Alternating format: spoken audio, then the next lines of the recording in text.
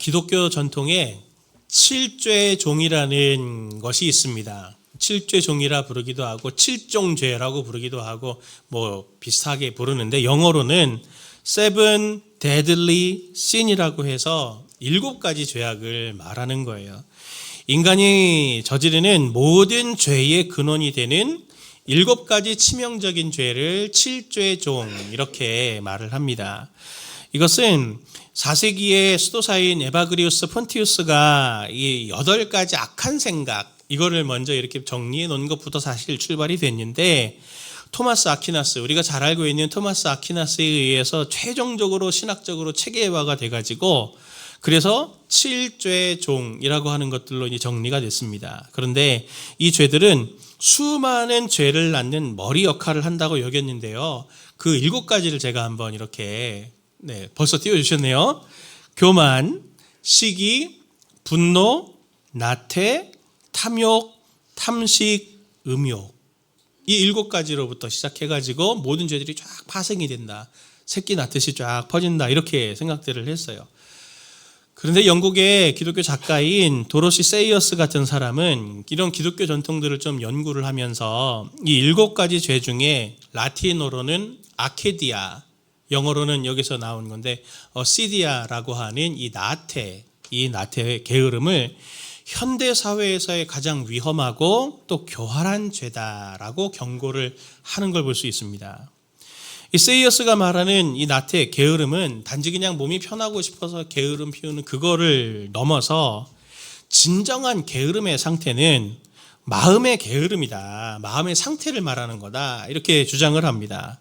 그래서 이 세이어스는 나태는 다양한 형태로 나타날 수 있는데 어떤 형태로 나타나더라도 마음의 나태는 어떤 것이냐면 이 여자의 말입니다. 아무것도 믿지 않고 아무것도 돌보지 않으며 아무것도 즐기지 않고 아무것도 사랑하지 않는 상태가 나태다. 이렇게 말합니다. 그러면서 어떤 사람이 하루 18시간을 미친 듯이 일하면서 바쁘게 살고 있더라도 그 일이나 그 삶이 어떤 선명한 삶의 궁극적인 목표나 가치와 연결되어 있지 않으면 그 사람은 나태하다는 거죠. 소모적으로 계속 이 시간들을 자기가 가지고 있는 물질들이나 모든 자원들을 허무한 곳에 그냥 다 소비해버리고 있는 그게 바로 이 나태다. 이렇게 말을 합니다. 그래서 세이어스는 이것을 현대인들이 가지고 있는 이 위험을 뭐라고 단어를 만들었는데 그게 뭐냐면 바쁜 나태. 전혀 어울리지 않죠? 열심히 바쁘게 막 살고 있는데 삶은 지금 막 떠내려가고 있는 그리고 그것을 전혀 깨닫지 못하고 막 허비해버리고 있는 무방비한 상태. 이걸 바쁜 나태라고 이렇게 붙였습니다. 현대인들이 참 바쁘게는 살고 있는데 아무 의미 없는 일에 에너지를 쏟아부으면서 나는 바쁘게 사니까 내 삶은 참 잘 살고 있어 라고 이렇게 스스로 지금 속이고 있는 상태를 바쁜 나태라고 표현을 한 것이죠. 이런 측면에서 보면 우리도 한 주가 이거 어떻게 갔는지 모르겠어. 오늘 하루가 어떻게 갔는지 모르겠어. 우리 그런 말들 자주 하잖아요. 그런 때가 어떻게 보면 바쁜 나태의 위험에 우리가 빠질 수 있는 그런 때인 거죠. 바쁘게는 살지만 아무런 방향성 없이 시간을 소모하고 그렇게 우리가 살아가는 삶에서 우리 자신을 한번 자각해 보아야 될 것 아닙니까? 오늘 우리가 읽은 말씀은 예수님의 고난이 시작되는 장면의 첫 출발점을 보고 있는데요. 이 나태의 관점으로 예수님의 고난의 전 과정을 보면은 2부류의 존재들이 있습니다. 한 부류는 부지런한 부류가 있고요. 다른 한 부류는 다 예상하셨듯이 나태한 부류가 있죠. 이들을 통해서 우리가 우리의 삶을 한번 점검해 보고 한 주간 동안 우리에게도 하나님 영적인 갱신의 은혜를 주시길 원합니다. 함께 소원하고 기도하는 시간 갖기를 원합니다. 예수님의 고난에서 볼 수 있는 2부류, 첫 번째 부류는 부지런한 부류인데요. 그들이 누구냐면 사탄과 예수님입니다. 복음서들은 우리가 잘 알듯이 예수님이 이 땅에서 사역하셨던 하셨던 일들과 교훈들을 정리해 놓은 책이죠. 그런데 누가복음의 특징 중 하나는 예수님이 하신 전체의 사역 이야기를 좀 통으로 이렇게 누가복음 안에서 보면은 사탄이 상당히 비중 있는 조연 같은 역할로 나타나는 걸 볼 수가 있습니다. 우리가 오늘 지금 읽은 누가복음 22장을 보면 예수님의 십자가의 고난이 시작이 되는데 어떻게 시작이 됩니까? 22장 1절부터 3절 말씀을 제가 읽어보겠습니다. 유월절이라 하는 무교절이 다가오매 대제사장들과 서기관들이 예수를 무슨 방도로 죽일까 궁리하니 이는 그들이 백성을 두려워함이더라. 12 중에 하나인 가룟딘이라 부르는 유다에게 사탄이 들어가니. 누가복음에만 딱 이렇게 나오거든요. 이 가룟 유다에게 사탄이 들어가는 것부터 예수님의 십자가의 고난이 시작된다고 누가는 말합니다. 그런데 예수님이 첫 사역을 어떻게 시작하실 때를 한번 보죠. 예수님이 첫 사역 시작하시는 것이 이제 세례 요한에게 세례를 받으시고 그 다음에 광야에서 예수님이 시험을 받으시잖아요. 그때를 한번 보겠습니다. 누가복음 4장 1절부터 2절 말씀 보면 예수께서 성령의 충만함을 입어 요단강에서 돌아오사 광야에서 40일 동안 성령에게 이끌리시며 마귀에게 시험을 받으시더라. 이 모든 날에 아무것도 잡수시지 아니하시니 날수가 다함에 줄이신지라 하면서 예수님은 그의 공적인 사역의 출발을 마귀에게 3가지 시험을 받는 것으로부터 시작을 하셨어요. 그런데 예수님이 이 시험에서 이기신 다음에 어떤 일이 일어나는지에 대해서 누가는 이렇게 얘기합니다. 누가복음 4장 13절을 같이 함께 봅니다. 시작. 마귀가 모든 시험을 다한 후에 얼마 동안 떠나니라. 뭐라고 말합니까? 마귀가 얼마 동안 떠났대요. 이건 뭘 말하는 겁니까? Come back soon. 나 다시 돌아온다. 의미심장한 뉘앙스가 여기 지금 담겨져 있잖아요. 그리고 또 맨 마지막에 마귀가 유다에게 들어가서 예수님의 고난을 시작하는 장면으로 이어지죠. 우연이 아닙니다. 실제로 누가복음 10장 말씀을 보면 예수님께서 70명의 전도대를 둘씩 짝지어서 예수님 대신 보내요. 그런데 그들이 돌아와서 예수님께 선교 보고를 할 때 예수님께서 그들에게 이렇게 평가하십니다. 누가복음 10장 18절 말씀. 예수께서 이르시되 사탄이 하늘로부터 번개같이 떨어지는 것을 내가 보았노라. 예수님의 제자들의 사역으로 공중권세 잡은 자들인 사단의 영향력이 이제 점점 축소되고 있는 것을 이렇게 지금 말씀해 주시는 거죠. 그리고 오늘 우리가 읽은 본문에서 사탄은 이렇게 하고 있지 않습니까? 3절 말씀. 12 중에 하나인 가룟딘이라 부르는 유다에게 사탄이 들어가니. 가룟 유다에게 사탄이 들어가는 것부터 예수님의 고난이 시작되면서 이처럼 마귀는 예수님과 제자들의 사역의 곳곳에서 어떤 식으로든 연관성을 가지고 있는 걸 누가는 계속 보여줍니다. 과정만 그게 아니에요. 사단이 하는 시험의 내용도 보면 놀랍습니다. 먼저 예수님이 광야에서 시험 받으실 때에 마태가 뭐라고 마귀가 시험을 했는지 설명을 하고 있는데 이렇게 말하죠. 시험하는 자가 예수께 나와서 이르되 내가 만일 하나님의 아들이거든 명하여 이 돌들로 떡덩이가 되게 하라. 이르되 내가 만일 하나님의 아들이거든 뛰어내리라. 기록되었을 때 그가 너를 위하여 그의 사자들을 명하시리니 그들이 손으로 너를 받들어 발이 돌에 부딪히지 않게 하리로다 하였느니라. 사단은 3가지 시험 중에 계속 반복적으로 네가 만일 하나님의 아들이거든 돌을 떡덩이로 만들어봐. 네가 만일 하나님의 아들이거든 이 성전에서 뛰어내려. 그럼 하나님께서 너를 보호해 주실 거야. 그걸 보고 내가 너를 믿을게. 계속 예수님 보고 네가 하나님의 아들이거든, 네가 하나님의 아들이거든, 네가 스스로 증명을 해봐 라고 계속 이렇게 시험을 합니다. 그런데 예수님이 십자가에 달리셨을 때 사람들은 예수님께 어떻게 말했습니까? 마태복음 27장 40절부터 같이 봅니다. 시작. 이르되 성전을 헐고 사흘에 짓는 자여 내가 만일 하나님의 아들이거든 자기를 구원하고 십자가에서 내려오라 하며 이와 같이 대제사장들과 서기관들과 장로들과 함께 희롱하여 이르되 그가 남은 구원하였을 때 자기는 구원할 수 없도다. 그가 이스라엘의 왕이로다. 지금 십자가에서 내려올지어다. 그리하면 우리가 믿겠노라. 그가 하나님을 신뢰하니 하나님이 원하시면 이제 그를 구원하실지라. 그의 말이 나는 하나님의 아들이었도다 하며. 어떻습니까? 마귀가 시험하는 내용과 완전히 똑같죠. 내가 만약 하나님의 아들이거든 자기를 구원하고 십자가에서 내려와라.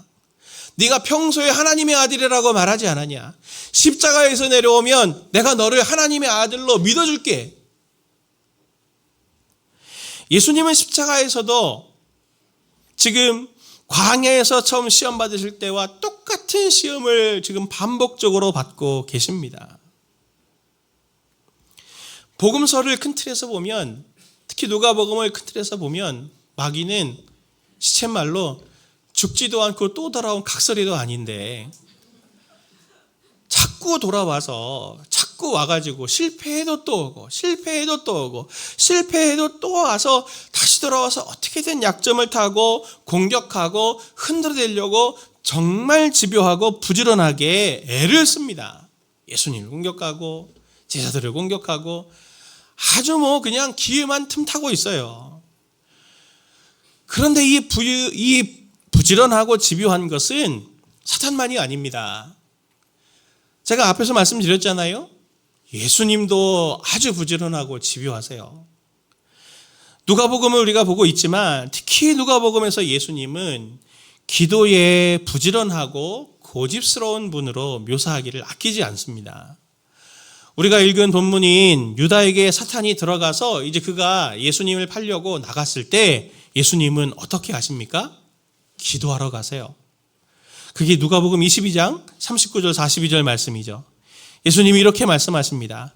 예수께서 나가사 습관을 따라 감람산으로 가시매 제자들도 따라갔더니 그곳에 이르러 그들에게 이르시되 유혹에 빠지지 않게 기도하라 하시고 그들을 떠나 돌 던질 만큼 가서 무릎을 꿇고 기도하여 이르시되 아버지여 만일 아버지의 뜻이거든 이 잔을 내게서 옮기시옵소서. 그러나 내 원대로 마시옵고 아버지의 원대로 되기를 원하나이다 하시니. 이 말씀에서 보듯 예수님은 기도의 습관이셨던 분입니다. 어떤 일이 있어도 기도를 놓치지 않으셨어요. 예수님이 그렇게 기도를 습관적으로 하셨지만 지금 겟세마네에서 기도하실 때 누가는 한 가지 더 일이 있었다고 이야기합니다. 그게 43절 말씀부터죠. 천사가 하늘로부터 예수께 나타나 힘을 더하더라. 예수께서 힘쓰고 애써 더욱 간절히 기도하시니 땀이 땅에 떨어지는 핏방울같이 되더라. 예수님의 십자가를 앞두고 땀이 핏방울이 되도록 집중적으로 기도에 전념하셨어요. 그리고 그때 땀이 핏방울처럼 되도록 기도하실 때 천사들이 나타나 예수님의 기도에 힘을 더했습니다.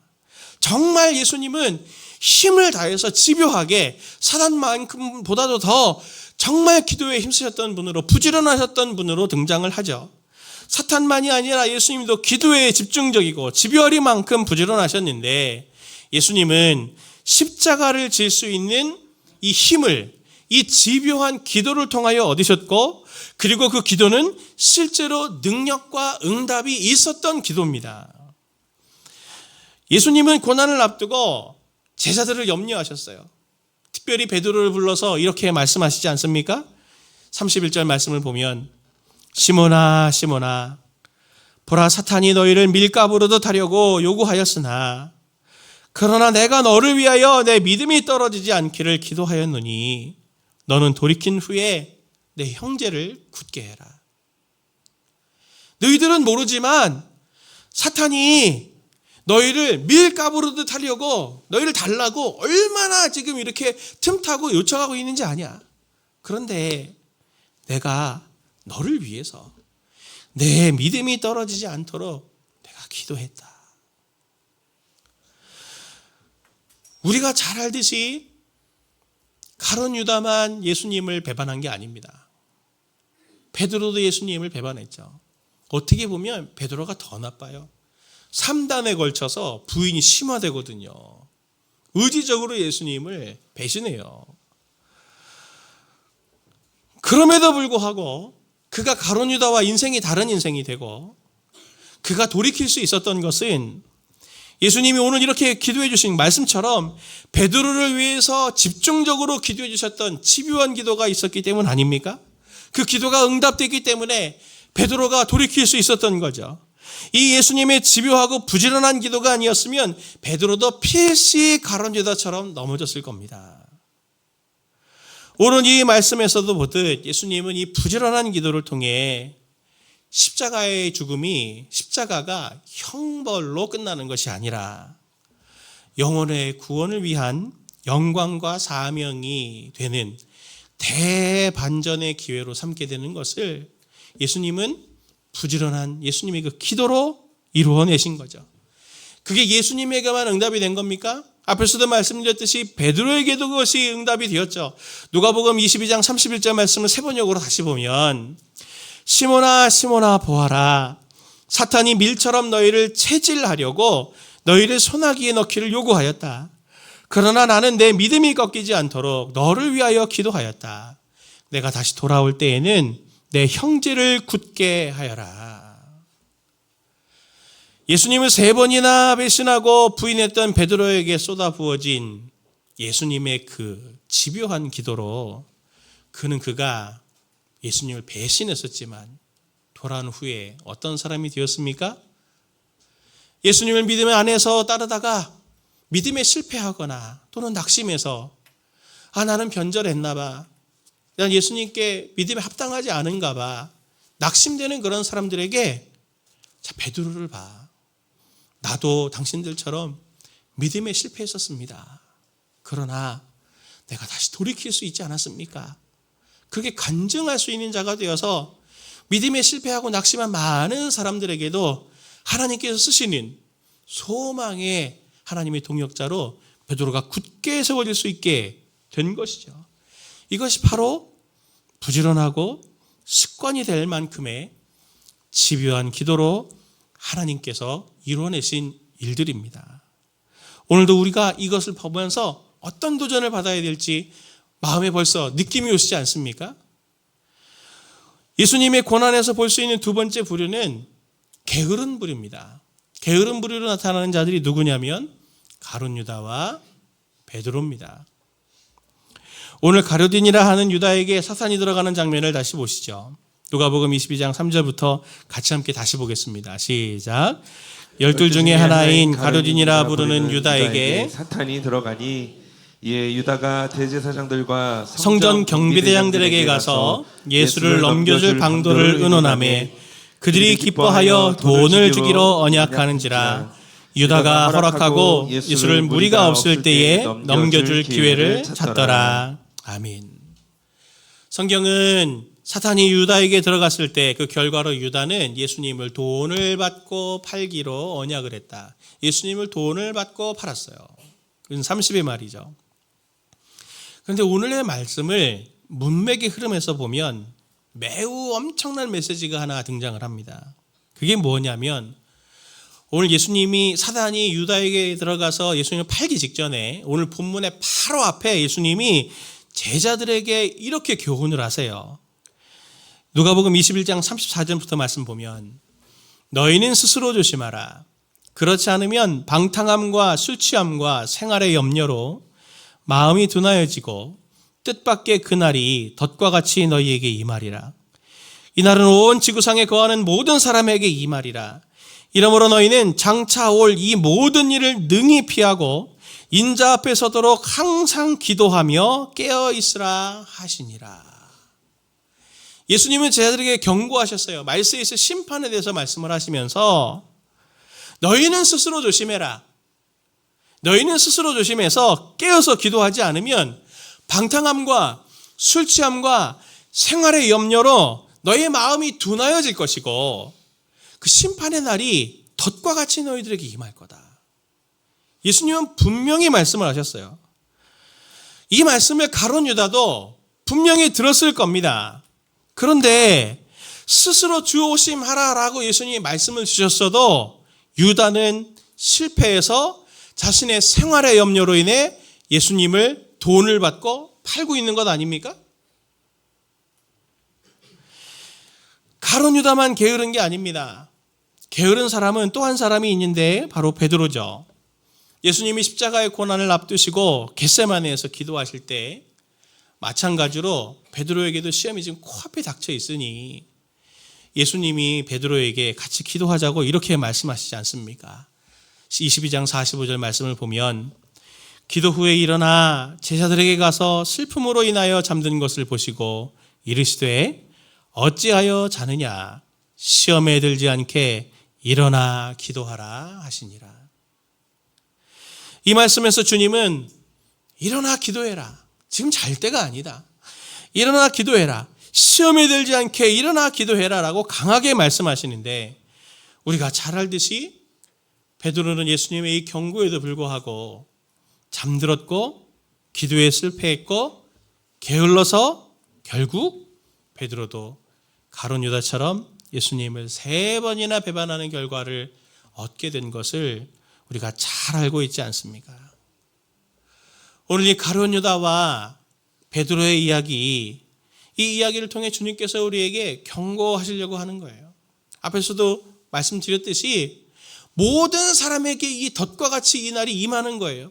스스로 조심하지 않으면요. 스스로 조심하지 않고 삶을 그냥 흘러가는 대로 그냥 두면 바쁜 나태로 살면 항상 기도하며 깨어있지 않으면 결국 저를 비롯해서 모든 사람이 가룟 유다처럼 되고 베드로처럼 된다고 하는 무서운 경계를 오늘 주님께서 우리에게 주고 계십니다.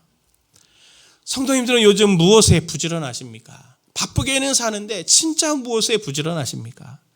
고난주간을 앞두고 우리가 스스로 점검해 봐야 될 게 이거 아니겠습니까? 아무리 예수님의 제자고 또 사도고 수제자여도 그리고 가룟 유다 12명의 제자 중에 돈 맡은 사람으로 등장을 하잖아요. 성도님들도 재정 어떤 사람에게 맡깁니까? 믿을 수 있는 사람에게 맡기지 않아요? 그러면 예수님이 가룟 유다에게 이 돈꾀를 맡겼다고 하는 건 다른 제자들이 봐도 예수님이 봐도 상당히 믿을 만한 사람이었다고 하는 걸 보여주는 거예요. 가룟 유다가. 그런데도 삶을 흘러가는 대로 두면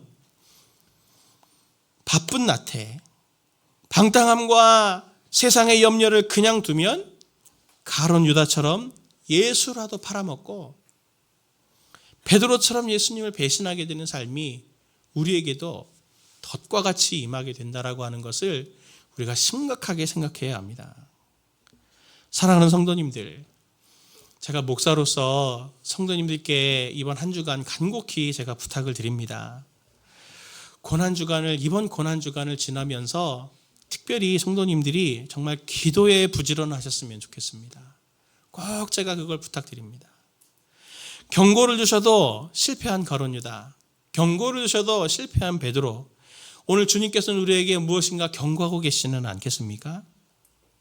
경고를 주셔도 실패한 가룟 유다와 베드로처럼 되는 이 어리석은 함정, 마음의 둔함의 함정에서 빠져나오는 것은 제가 봐도 기도를 통하지 않고서는 발견할 수 없어요. 이건 기도를 통하지 않고서는 발견할 수 없습니다. 마음의 둔함의 함정은 기도하지 않고서는 발견할 수 없어요. 고난주간이 분립교회의 이 연합부흥회로 진행이 되지만 저와 우리 성도님들을 생각하면서 제가 하나님 앞에 제게 주시는 마음, 그리고 성도님들을 위해서 기도하는 제목, 그것은 하나님 이번 고난주간 한 주간 동안에 우리 성도님들이 정말 기도의 문이 열리기를 원합니다. 정말 기도의 문이 열리기를 원합니다. 제가 그걸 놓고 기도하고 있어요. 기도의 문이 열리는 게 뭔데요? 방언하고 통변하고 막 이런 이런 게 기도의 문이 열리는 게 아니라 주님과 대화가 되는 기도가 되었으면 좋겠습니다.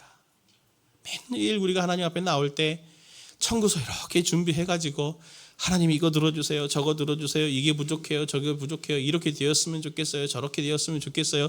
청구서 내미는 하나님 앞에 그런 기도가 아니라 오늘 우리의 삶의 다양한 상황, 그것을 그 속에서 우리가 느끼는 마음과 감정과 생각과 상황 자체를 기도의 자리 앞에 갖고 나아가서 주님께 이렇게 내려놓고 주님 앞에 이렇게 내려놓았을 때 주님께서 또 우리에게 주시는 그 마음을 가슴에 담고 주님이 주시는 말씀을 붙들고 그리고 주님께서 내 삶에 대해서 내려주신 진단과 또 매일매일 주시는 그 말씀들이 믿음으로 내 마음속에 깊게 더 이렇게 새겨지는 그 인격적인 대화, 교제가 일어나는 그 기도가 깊어지는 그 기도의 문이 열리는 시간들이 되기를 저는 정말 성도님들을 위해서 기도하고 있습니다.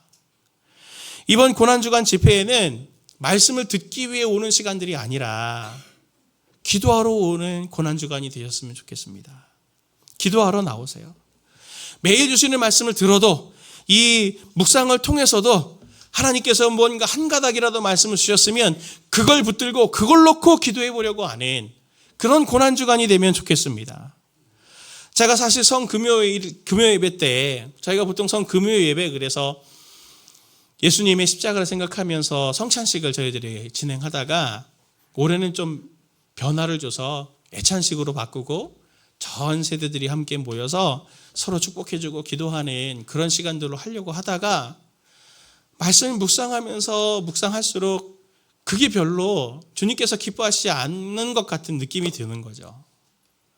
고난주간에 한 주간 쭉 하나님께서 말씀 주셨던 것들을 가지고 마지막 금요일에는 저희들이 더 하나님 앞에 기도로 나아가면서 충분히 하나님과 소통이 일어나는 그런 시간들로 가져가야 되겠다는 생각이 들어서 제가 교육자들에게 예찬식 준비하던 거 좀 다 취소했으면 좋겠다. 우리 함께 정말 말씀과 기도에 충실한 시간들로 가져가 보자. 제가 그렇게 지금 기도하면서 우리 교육자들도 준비하고 있거든요. 예찬식은 다음에 또 할 날이 오겠죠. 우리는 이 고난주간을 지나면서 저와 성도님들이 영적으로 이 부지런함, 우리의 삶의 방향성이 새롭게 잘 회복되는 시간이 되면 좋겠습니다. 예수님의 부지런함은 물론이고 정말 실패하더라도 지더라도 포기하지 않고 또 나타나서 어떻게든 괴롭히려고 하는 사탄을 이거는 본받아야 되는 거 아니에요, 우리가? 이건 좀 본받아야 되는 거 아니냐고요. 기도를 오래 했는데 응답되지 않아서 뭐 또 기도해야 되나, 또 뭘 기도해요. 기도했는데 내가 원하는 방식대로 응답되지 않는다고 해서 뭘 또 기도해요. 이렇게 낙심하고 포기하는 기도가 아니라 정말 매번 져도 매번 얻어맞아도 매번 실패를 해도 어떻게든 기회와 틈을 타서 예수님을 공격하고 제자들을 공격하려고 했던 그 사탄의 부지런한 만큼은 우리가 좀 닮아서 응답되지 않아도 하나님 언제 이 기도를 응답해 주실 거예요? 라고 하면서 하나님 앞에 울부짖듯 기도하고 내 생각과 뜻대로 응답되지 않는다고 해서 낙심하지 않고 하나님은 선하신 분이니 시간이 가면 갈수록 그 뜻 두셨던 하나님의 선하신 뜻이 반드시 드러나겠지. 하나님 그걸 보기를 원합니다. 갈망합니다. 하나님 앞에 더 집요하게 기도로 몸부림치는 저와 성도님들 됐으면 좋겠습니다. 내 삶을 향해 하나님의 숨겨진 뜻이 무엇인지를 좀 발견도 하고 바쁘더라도 내 삶이 맹목적이지 않고 내가 무엇을 주목하고 바쁘더라도 무엇을 바빠야 하고 그리고 내 삶이 교정과 점검을 받아서 영적인 야성이 회복이 되는 이 고난주간 되기를 간절히 저도 기도하고 있으니 성도님들도 한 마음으로 같이 기도하십시다. 그리고 기도의 내용만이 아니라 우리 지경도 좀 넓어졌으면 좋겠어요. 보통 고난주간은 기계적으로 우리가 딱 두 가지 묵상하잖아요. 내 죄. 그리고 또 뭡니까? 다 아시듯이 예수님의 십자가. 근데 이 말씀을 준비하면서 제가 그런 생각이 드는 거예요. 이것조차 바쁜 나태 아닌가? 그냥 고난주간 냈다고 내 죄를 생각해보고 막 억지로 짜내듯이 막 내 죄를 생각해보고 예수님의 십자가 억지로 예수님의 십자가 감사해하고 막 이렇게 되는 게 방향성이 없이 그냥 구하는 거 아닌가 싶은데 이번 고난주간을 지나면서는 주님께서 제게 자꾸 마음에 부담으로 주시는 게 나만 생각해요. 나만 생각해요. 근데 예수님의 십자가는 예수님 때문에 오신 게 아니잖아요. 예수님의 입장에서는 우리는 타인이고 원수입니다. 그런데 그 타인과 원수를 위해 자기가 헌신하셨던 이 타인을 향한 헌신과 섬김, 이게 이 고난주간에 회복되어야 될 정신이 아닐까? 그게 제가 하나님 앞에 기도하는 제목이거든요. 그래서 구련의 시몬 중보기도를 하는 거죠. 성도님들이 기도하러 오실 때 이름도 모르고 상황도 모르고 성도 모르고 아무 누군지는 몰라도 하나님은 그분을 아시니, 그분의 상황을 아시니 우리가 그들을 위해서 기도할 때 우리의 기도를 통해 마치 예수님이 베드로를 위해서 기도해 줄 때 그가 알지 못했지만 그의 예수님의 기도로 베드로가 지켜진 것처럼 누군지도 모르나 우리가 그들을 위해서 기도해 줄 때 우리의 기도를 통하여 하나님이 그들을 눈물에서 건져주시고 상처에서 회복시켜 주시고 영혼을 건져주시는 구원의 은혜가 그들에게 이렇게 흘러가는 일들에 우리가 동참해야 되겠구나라고 하는 마음이 있어서 구련의 시몬 기도를 하는 거예요. 성도님들이 작정 안 하셨어도 기도 제목 안 내셨어도 본당 늘 열려 있으니까 언제든 오세요.